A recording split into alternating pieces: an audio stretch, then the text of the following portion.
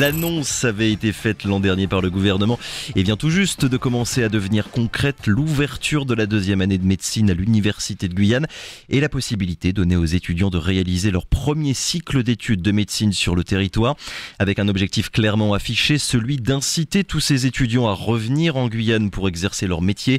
La Guyane, on le rappelle, qui fait figure d'immense désert médical, seulement 45 médecins pour 100 000 habitants. C'est le département le moins bien doté de France. Alors la mise en place de ce cycle complet de médecine peut-il inverser la tendance? Pour en parler, le professeur Pierre Coupier est notre invité ce matin. Bonjour et merci d'avoir accepté notre invitation, Pierre Coupier. Vous êtes le responsable du DFR Santé à l'Université de Guyane. Déjà pour que tout le monde comprenne, premier cycle d'études de médecine, ça veut dire quoi? Je vais vous demander de faire un petit peu de pédagogie pour que tout le monde visualise déjà comment ça marche et ce qui vient de changer concrètement pour nos étudiants et étudiantes guyanais. Alors il y a deux, trois questions en même temps, mais la principale, c'est le premier cycle. Le premier cycle, c'est 3 ans, avec une première année qui fait une sélection, puisque c'est un concours et le nombre de places est limité. C'est la première année de médecine qui existe déjà depuis une vingtaine d'années. Et là, l'objectif, c'est de créer les années 2 et 3. On appelle ça DFGSM, bon, c'est un mot technique. Et tout ça s'insère dans les études médicales, qui 10 à 12 ans, avec premier cycle, et ensuite un deuxième cycle, qui s'appelle l'externat, et le troisième cycle, qu'on connaît aussi en Guyane, qui s'appelle l'internat, c'est la spécialité, c'est les internes dans les hôpitaux. Donc le but, c'est le déficit en médecins, l'éloignement, le CHU le plus proche, c'est celui de la Martinique, on est à 1400 km.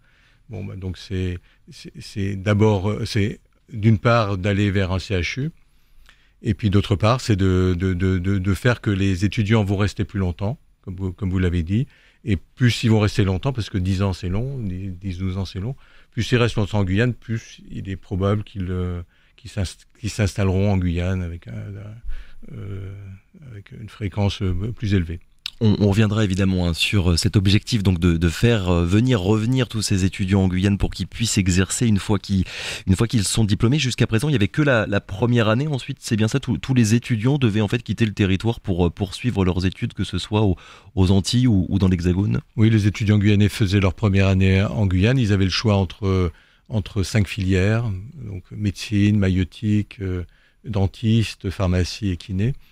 Et tout ça se faisait à l'extérieur, et notamment la médecine se faisait en Guadeloupe pour les années 2 et 3, et ensuite en métropole pour les années 4, 5, 6. Et après, à partir des années 7, 8, 9, etc., ça pouvait être le retour aux Antilles-Guyane, comme partout en métropole.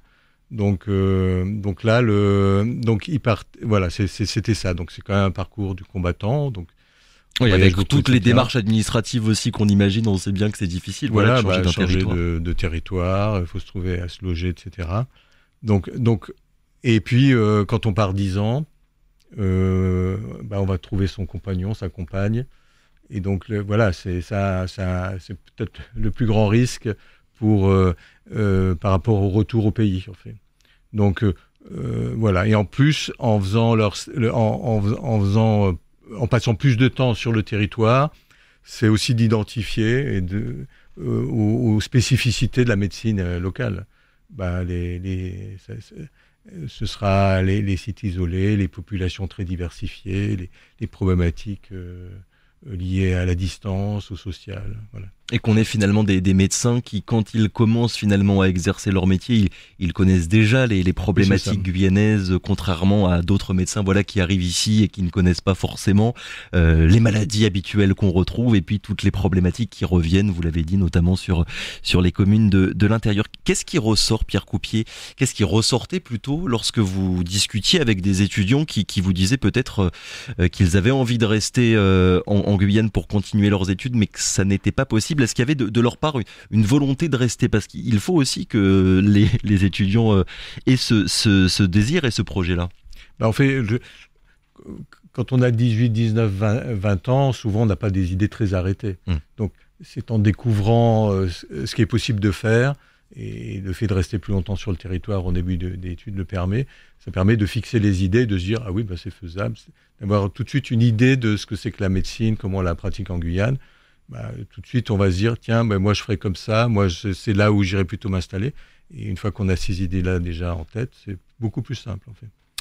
Je me rends pas forcément compte, ouvrir la deuxième année, ça représente quoi? Qu'est-ce qu'il a fallu faire, organiser, qui recruter pour pouvoir installer ce premier cycle? Ça a été quelque chose de lourd et de long à mettre en place? Il fallait trouver une 50aine d'enseignants localement. Alors, on a un partenaire historique, c'est l'Université des Antilles, qui nous donne toujours un super coup de main et qui nous aide à se développer. Mais là, en même temps que nous créons la deuxième année de médecine en Guyane, aux Antilles, est créé l'externat, c'est-à-dire les années 4, 5, 6. Donc, on est quand même, si on prend l'ensemble des enseignants-chercheurs des 3 territoires, Martinique, Guadeloupe et Guyane, on est là maintenant à une 50aine, mais ça reste quand même un chiffre qui n'est pas très, très important. Quand on le compare, vous voulez dire aux autres facultés de médecine de métropole. Donc l'objectif, c'était de faire surtout avec des enseignants sur place ou des praticiens hospitaliers sur place ou des médecins qui sont en Guyane. Donc là, on sera à plus de 40, entre 40 et 50 enseignants qu'on est allé voir, etc., qui ont dit OK, avec bien sûr les enseignants-chercheurs, c'est-à-dire les profs de médecine, maîtres de conférences, les chefs de clinique, etc. Là, on est plus de 20, si on compte les postes de chefs de clinique. Donc, et plus des praticiens hospitaliers, beaucoup sont d'ailleurs des anciens chefs de clinique, des 3 hôpitaux, l'hôpital de Cayenne, mais l'hôpital de Kourou aussi est mobilisé, celui de Saint-Laurent. On en a assez, parce que j'ai cru comprendre, il y avait eu ce rapport sorti en 2019, pour faire un état des lieux sur la santé en Guyane, et qui parlait aussi de la situation antillaise, et qui expliquait en fait que une des raisons, il y en avait plusieurs, mais qu'une des raisons pour lesquelles il n'y avait pas ce premier cycle sur le territoire, c'est qu'on manquait aussi de praticiens, de professeurs. Aujourd'hui, est-ce que cet aspect-là des choses, il évolue et il a évolué favorablement? Si on part de 2015, création de l'Université de Guyane, on est trois profs de médecine. Là, depuis septembre, on est passé à 12 PUPH, c'est-à-dire professeurs des universités, un professeur associé, un maître de conférence. Donc voilà, de 3 à 14. Donc voilà, avec un très fort taux de développement ces 4 dernières années. Donc voilà, ça... Pour résumer, premier cycle donc en Guyane, les étudiants qui sont en deuxième année en ce moment, ils feront leur troisième année l'an prochain, en 2024 donc, et ensuite en Guyane. Et ensuite pour le deuxième cycle, ça va se passer aux Antilles. Est-ce que vous pourriez revenir sur cette collaboration entre guillemets entre l'Université de Guyane et celle des Antilles? Alors il y a cette création des années 4, 5, 6 aux Antilles, qui est ce qu'on appelle l'externat. C'est-à-dire là, tout d'un coup, l'étudiant va passer la moitié de son temps à l'hôpital, et la moitié de son temps à suivre des cours. Et donc là, ça, il commence par la 4e année, mais la Guyane est concernée puisque les stages hospitaliers, ça peut être au CHU de Pointe-à-Pitre, au CHU de Martinique, mais aussi en Guyane. Et là, on vient d'ailleurs de recevoir nos 5 premières externes guyanaises qui sont en 4e année, donc, dont 2 m'ont dit qu'elles vont faire toute leur 4e année en Guyane. Donc voilà, donc du coup Parce qu'on tourne, c'est 6 mois à peu près, c'est bien ça les stages? C'est les internes, 6 mois. Ah, c'est les internes, j'ai là, confondu les deux. Tous les 2 mois. D'accord. Tous les 2-3 mois. Alors, avec les moyens de transport qui sont pris en charge, donc elles peuvent soit, je dis elles parce que ce sont 5 filles actuellement, mais elles pourront soit changer de territoire, etc., soit rester sur le même territoire pendant 1 an. Donc ça, assez simplement. Donc on est aussi impliqué. Donc ça veut dire que ces externes vont petit à petit aussi peupler nos hôpitaux en Guyane, nos 3 hôpitaux. Et après pour les étudiants et les centres de santé. Et les centres de santé. Et pour les étudiants guyanais qui auront fait leur premier cycle, comment est-ce que ça va se passer? Ils feront obligatoirement leur externat aux Antilles avec des stages éventuels en Guyane, mais aussi je suppose la possibilité d'aller en France hexagonale. Alors il est prévu qu'ils fassent un de leurs stages en métropole. De toute façon, c'est dans la maquette. Là aussi, ils seront pris en charge. Alors, comme c'est des concours en médecine, le concours désigne un lieu sur lequel le concours est actif. Donc, la Guyane, on réussit la première année, donc on fait les années 2 et 3 en Guyane. Et puis ensuite, on va en Guadeloupe parce que de toute façon, c'est le même programme qu'en Guadeloupe. Donc ils sont synchrones, enfin Guadeloupe et Antilles, enfin les Antilles. Et c'est pour être synchrone, et c'est ça qui est, c'est le cheminement. Après, à partir de pendant la 6e année, il y a le grand concours qu'on appelle le concours d'internat, où c'est un concours national, donc les étudiants sont classés du 1er au 8 millième, et donc choisissent à ce moment-là leur spécialité et l'endroit où ils vont la faire. Et là, ils peuvent choisir, médecine générale, tiens, je vais la faire à Bordeaux, parce que j'ai un classement qui me le permet, ou je vais faire la dermato, parce que je suis dermatologue, aux Antilles-Guyane, voilà, et puis on va les recevoir ici, etc. Et donc là, il y a cette possibilité d'ailleurs de voyager pendant... Alors maintenant, c'est minimum 4 ans, puisque la médecine générale est passée de 3 ans à 4 ans. Donc, en général, c'est de 4 à 6 ans. Il y a des spécialités chirurgicales, comme la neurochirurgie, par exemple, ou la chirurgie orthopédique. Maintenant, c'est 6 ans d'études. Voilà. Donc, il y a de toute façon la possibilité de voyager beaucoup, etc. Oui, voilà, l'idée c'est de ne pas dire aux étudiants guyanais, vous ferez toutes vos études en Guyane et vous ne bougerez pas. Il y a la possibilité qu'ils puissent voir d'autres choses ailleurs aussi. Oui. 10 ans au total, 10 années d'études, on le sait, c'est des études qui sont particulièrement longues. Et vous me disiez avant d'entrer en studio, l'idée c'est de faire en sorte finalement que les étudiants guyanais passent le plus de temps possible en Guyane pour qu'ils n'oublient pas en quelque sorte leur territoire. Parce que vu que les études sont assez longues, on sait bien que c'est difficile de s'installer ailleurs et que le temps faisant, c'est pas qu'on oublie évidemment son territoire d'origine, mais c'est beaucoup plus difficile de quitter l'endroit où on s'est installé. Oui, tout à fait. Donc c'est exactement ça. Et puis d'être tôt immergé dans les hôpitaux en Guyane, etc. Puisqu'en 2e et 3e année, ils ont des stages à faire dans nos hôpitaux. C'est là où l'idée concrète de ce qu'on veut faire plus tard va germer et la faisabilité, voilà, elle devient évidente, et donc ça permettra un taux de retour, ce taux de retour d'augmenter. Ouais, parce que là, le taux de retour, il est quand même particulièrement faible. On est à un étudiant seulement sur 3 qui revient faire son internat en Guyane ou aux Antilles. Et c'est encore pire, pour ceux qui s'installent, qui exercent une fois qu'ils ont terminé leurs études. Là, on est à 1 sur 6 seulement. Il faut arrêter, on l'a bien compris, voilà, de laisser partir des jeunes étudiants guyanais qui quittent la Guyane à un âge où il se passe plein de choses à la fois sur le plan personnel, mais aussi professionnel. Vous me disiez qu'il fallait jouer sur 3 robinets, pierre ou pied, pour attirer de plus en plus de médecins. Avoir un cycle complet, on en a un petit peu parlé, mais il y a aussi deux autres points, c'est lesquels? Oui, c'est-à-dire, on a besoin de médecins, comment on fait pour avoir des médecins? Les jeunes qui actuellement qui sont dans les tuyaux de la formation, depuis 2015 et la création, ils sont à 8 ans là, donc ils sont pas encore donc on ne sait pas encore là s'ils vont revenir ou pas. Là, les chiffres que vous donniez, c'était les chiffres des Antilles. Oui, évidemment. Ouais. Mais en fait, oui, si on veut venir des médecins, il y a 3 possibilités. Soit on augmente le flux, et c'est l'importance de cette 2e et 3e année de médecine, à la formation initiale tout de suite. Le numerus clausus est passé avant, on avait 2 étudiants qui passaient, avant 2015, qui passaient en médecine par les Antilles, etc. Là, on est à 20-25. Donc voilà. Ensuite, le 2e flux, c'est de faire venir des internes. Et là, il y a des internes dans les hôpitaux guyanais. Donc, un certain nombre vont se dire, je vais rester en Guyane, etc. Et puis, le 3e flux, c'est des médecins déjà formés et qu'on essaye de faire venir. Donc, les 3 sont importants. Ouais, il n'y aura pas de solution miracle, en quelque sorte. Il faut qu'on puisse jouer sur tous les plans. Souvent, la bonne solution, c'est des solutions combinées. Dans plein de choses. Dès que c'est complexe, il faut faire des solutions combinées. Et là, on est sur la solution d'augmenter le flux d'étudiants guyanais qui sont dans la formation. Là, je pense qu'on y est arrivé.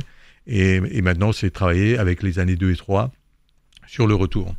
19 étudiants, c'est bien ça, ont débuté leur 2e année.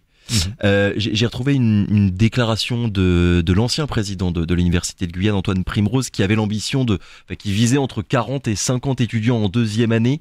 Est-ce qu'il va y avoir de plus en plus de places finalement ouvertes aux étudiants guyanais dans les années qui viennent? C'est l'objectif, c'est que progressivement, on arrive à, horizon 5 ans à peu près à 50. Ouais. Et est-ce que cette possibilité-là, elle a motivé plus d'étudiants à se lancer en médecine? Je crois qu'on est à 160 étudiants cette année qui se sont inscrits en première année. Est-ce que vous avez l'impression, que le fait de dire aux étudiants ne vous en faites pas, vous n'aurez pas besoin de quitter le territoire dès l'année prochaine après votre première année, ça en a motivé à s'inscrire un petit peu plus ici? En 2000, alors là c'est un peu difficile à dire puisque là ça vient d'être créé. Oui. Mais en 2015, par exemple, ils étaient 60 à s'inscrire en première année de médecine. Donc, passer de 60 à 160, voilà. Après, d'arriver progressivement à 200 et plus, oui, ça va être l'objectif. Mais sachant que comme c'est très sélectif, oui. Par exemple, pour la filière médecine, c'est 15% qui vont réussir à passer en médecine. Donc l'idée, c'est quand même d'avoir ceux qui ont le plus de chances de réussir. Parce que c'est des études quand même qui sont complexes. Il faut apprendre énormément de choses, savoir synthétiser assez rapidement les données. Donc, voilà. Oui, la première année reste une épreuve difficile pour de nombreux étudiants. Ouais. Dernière question, Pierre Coupier, sur les liens qu'il y a entre ce cycle complet de médecine là en Guyane et le centre hospitalier régional universitaire, le CHRU. On en parle beaucoup depuis ces dernières années. Voilà, c'est quoi le lien, les rapports finalement entre les deux? C'est alors, quand on dit CHRU, c'est le vrai terme. Ça veut dire le R, ça veut dire régional, et le U, ça veut dire universitaire. Et donc, ça veut dire qu'il faut deux choses pour faire un CHU. Il faut des hôpitaux qui soient devenus régionaux, centre hospitalier régional. Et donc là, c'est un problème des hôpitaux. Et puis, il faut qu'il y ait une faculté de médecine, une UFR de médecine. Et c'est les deux éléments constitutifs d'un CHU. Et donc là, en réalisant un premier cycle complet, on est au standard avec une recherche en médecine qui est excellente en Guyane. On a là tout à fait les standards au niveau U pour passer assez rapidement de DFR de santé à une UFR de santé, c'est-à-dire de médecine, avec maintenant on a tendance à regrouper les formations en santé. Voilà. Oui, il faut un hôpital, des étudiants et des chercheurs. Voilà, c'est à peu près tous les éléments qu'il faut pour qu'on puisse avoir un. Et puis de la formation universitaire. Dernière petite précision, vous personnellement en tant que praticien, quand vous voyez finalement les choses, elles bougent un petit peu. C'est vrai qu'on a souvent tendance à dire qu'en Guyane rien ne va, surtout sur le plan de la santé et de toutes les questions sanitaires. Est-ce que vous avez l'impression que on va dans le bon sens, que les choses sont lentes et longues, mais que progressivement, on met en place des choses qui pourront porter leurs fruits dans quelques années?